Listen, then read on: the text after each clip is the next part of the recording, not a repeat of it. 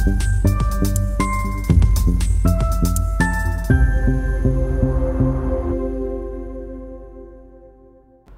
मित्रांनो, गेले काही दिवस जे काही आर्टिफिशियल इंटेलिजन्स तंत्रज्ञान याच्याबद्दलचे व्हिडिओ करतोय त्याला खूप चांगला प्रतिसाद येतोय आणि त्याच्यामुळे आणखीन नवीन काहीतरी विषय शोधायची प्रेरणा मिळते.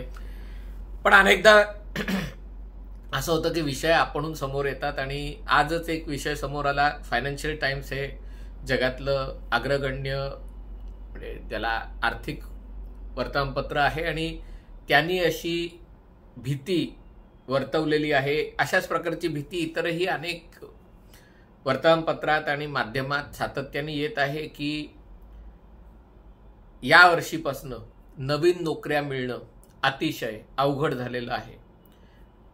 जागतिक कंपन्यांनी फ्रेशर्सची रिक्रुटमेंट करणं जवळपास थांबवलेलं आहे. त्यांचा कल त्यातल्या त्यात ज्यांच्याकडे 2 ते 3 वर्षांचा अनुभव आहे अशा तरुणांसाठी किंवा विद्यार्थ्यांसाठी आहे. आणि भविष्यात ही परिस्थिती आणखीनच वाईट होत जाणार आहे. याच्यासाठी 3 गोष्टी जबाबदार आहेत. एक म्हणजे डोनाल्ड ट्रम्प यांनी सगळ्या जगाला कामाला लावलेलं आहे. त्याच्यामुळे निर्णय कधी कुठले घेतले जातील, बदलले जातील, थांबवले जातील कळत नाही. आणि कंपन्यांचं असं विचार आहे की जोपर्यंत ही परिस्थिती स्थिर स्थावर होत नाही, राजकीय परिस्थिती, तोपर्यंत उगाच नवीन लोकांना घेऊन अंगावर त्यांचा बोजा पडायला नको. दुसरा मुद्दा आहे अर्थात तो या सगळ्या युद्धांचा आहे आणि या युद्धांचे परिणाम कसे होतील. युक्रेनमधलं युद्ध, गाझापट्टीतलं युद्ध, त्याची कोणालाही अजून कल्पना नाहीये की ही युद्ध कधी थांबणार आहेत आणि त्यांचे जगावर कसे परिणाम होणार. आणि तिसरा सगळ्यात महत्त्वाचा घटक आहे ज्याची चर्चा आपण आज करणार आहोत, तो म्हणजे आर्टिफिशियल इंटेलिजन्स किंवा AI. या AIमुळे अनेक नोकऱ्यांवर म्हणजे फक्त पाश्चिमात्य देशांमध्ये 8.5 कोटी नोकऱ्या कायमच्या बंद होतील. 8.5 कोटी हा आकडा खूप मोठा आहे मित्रांनो, कारण अमेरिकेची लोकसंख्या 33 कोटी आहे, युरोपच्या सगळ्या देशांची मिळून 40-45 कोटी आहे आणि 8.5 कोटी हा आकडा खूप मोठा आहे. त्याच्यातही पाश्चिमात्य देश म्हणजे ऑस्ट्रेलिया, कॅनडा वगैरे धरलं तर ही लोकसंख्या थोडी मोठी होते. आणि जर एवढ्या मोठ्या प्रमाणावर रोजगार जाणार असतील, कारण रोजगार आहेत कुठे, सगळ्यात जास्त रोजगार म्हणजे मी पांढरपेशी रोजगार म्हणतोय. पूर्वी सरकारी नोकऱ्या असायच्या, त्या सरकारी नोकऱ्या तर नसतातच. वर्षानुवर्ष लोक UPSC MPSC देतात, पण काही नोकऱ्या काही मोठ्या संख्येने लागत नाहीत. पण पाश्चिमात्य देशातही तीच परिस्थिती आहे. आता सगळ्यात जास्त नोकऱ्या कुठे असतात? अकाउंटिंग, बँकिंग, IT या 3 क्षेत्रांमध्ये. आणि त्यातल्या त्यात चौथी लीगल, ज्याला म्हणजे कायदेशीर सल्ला, ज्युनियर वकील, म्हणजे जिथे तरुणांना मोठ्या प्रमाणावर नोकरीच्या संधी उपलब्ध असतात. पण आता आर्टिफिशियल इंटेलिजन्सच्या माध्यमातून एवढे बदल घडत आहेत की कायद्याच्या बाबतीत बोलायचं झालं, वकिलांच्या बाबतीत बोलायचं झालं तर एवढी मोठमोठी जजमेंट्स असतात, शेकडो पानांची, हजारो पानांची.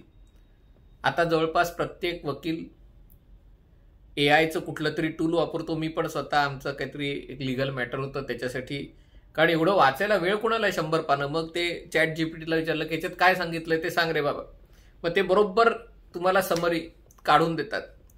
हीच गोष्ट बँकांमध्ये नवीन खाती उघडणं, कस्टमर रिलेशन, कोणाचं क्रेडिट कार्ड, कोण खर्च करतंय, कोणाला अधिक चांगलं क्रेडिट कार्ड विकता येईल, या ज्या सगळ्या गोष्टी आहेत ज्याच्यासाठी मानवी मेंदूची गरज लागायची निर्णय घ्यायला, किंवा जिथे चार्टर्ड अकाउंटंट्स किंवा कॉस्ट अकाउंटंट्स वगैरे अशा प्रकारची सगळी यंत्रणा लागायची, ती आता एका झटक्यात AIच्या माध्यमातून केली जाऊ शकते. तीच गोष्ट कन्सल्टिंग आणि या सगळ्या क्षेत्रातही आहे की एखाद्या गोष्टीत सल्ला देण्याचं काम AI माणसापेक्षा चांगल्या पद्धतीने बरेचदा करू शकत असल्यामुळे कंपन्यांसमोर हा प्रश्न निर्माण झालेला आहे की उगाच नोकर भरती कशाला करायची, कारण आपल्या स्पर्धक कंपनींनी जर हे सगळं वापरायला सुरुवात केली तर आपलं काही खैर नाही. आणि त्यामुळे सध्या कंपन्या काय करतायत तर 2-3 वर्षाचा अनुभव असलेल्या लोकांना हायर करतात. भारतात अजून चित्र पुरेसं स्पष्ट नाहीये. भारतात एक थोडा त्यातला ॲडव्हान्टेज, एक थोडंसं फायदा असा आहे की पाश्चिमात्य कंपन्यांची तंत्रज्ञानाची किंमत एवढी जास्त असते की तेवढ्यात आपल्याला एखादा माणूस कामाला मिळू शकतो. म्हणजे ड्रायव्हरलेस गाडी, रोबोनी चालणारी गाडी एवढी महाग आहे की त्याच्यात आपल्या ड्रायव्हरचा पगार महिन्याचा सहज निघू शकतो. आणि त्यामुळे भारताला काही क्षेत्रात फायदा असला तरी भारतही यात भरडून निघणार आहे, ही गोष्ट स्पष्ट आहे. दुसरी गोष्ट झाली ती म्हणजे ही जी जेन झी वगैरे जे हे सगळे नेपाळमध्ये वगैरे आहेत, इतर आपल्याकडेही, म्हणजे त्या तरुणाईच्या पिढीतही, म्हणजे त्यांना काही वाटत नाही त्यांचं काही चुकतंय, त्यांना वाटतं त्यांच्या वरच्या पिढीलाच अक्कल नाहीये, त्यांना काही समजत नाहीये. पण जी वरची पिढी आहे, म्हणजे जी आता 50च्या वरती आहे किंवा 45-50 वयाच्या वरती आहे, त्यांना वाटतं की ही 23, 24, 25 वर्षाची तरुणाई आहे, त्यांच्या आयुष्यात कुठलं ध्येय नाहीये, आपल्याला काय करायचंय, आपल्याला कोण व्हायचंय, जशी महत्वाकांक्षा आपल्या पिढीला असायची तशी नाहीये. दुसरी गोष्ट, त्यांचा फोकस नाहीये, कुठल्याही गोष्टीवर त्यांना कॉन्सन्ट्रेट करता येत नाही. आणि हा प्रश्न सगळ्यांनाच सतावतोय, कारण आपल्या आयुष्यात एवढं इंटरनेट आलंय की असं, हे माझ्याही बाबतीत होतंय. म्हणजे पूर्वी एका बैठकीत बसून मी पुस्तक वाचू शकायचो, आता 5-10 पानं वाचून झाली, 15 पानं वाचून झाले की मोबाईल बघूया, टीव्ही बघूया, हे होतं. पण आता म्हणजे जवळजवळ 45 वर्ष आयुष्यातली सरलेली आहेत, त्यामुळे मला या वयात हे होणं आणि अशी अवस्था वयाच्या 22-23 वर्षी असणं.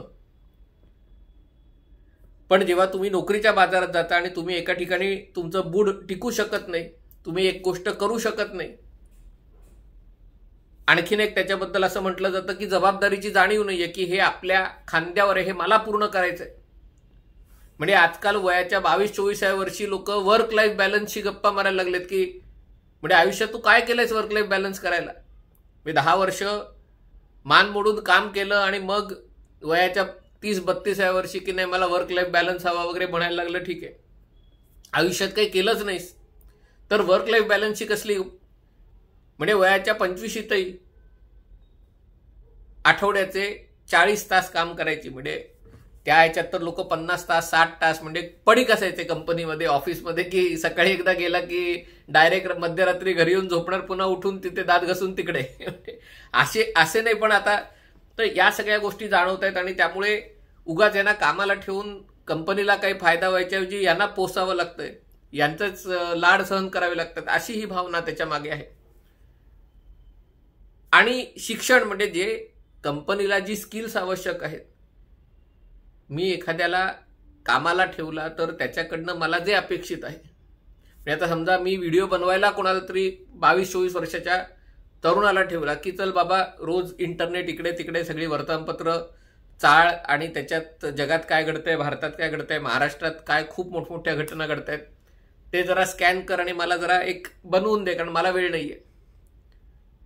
पण तो 22-24-25 वर्षाचा मुलगा ज्या प्रकारचं काम करून देईल, मुलगा मुलगी काही, त्याच्यापेक्षा आज ChatGPTला विचारलं तर अधिक चांगलं काम करून मिळतंय.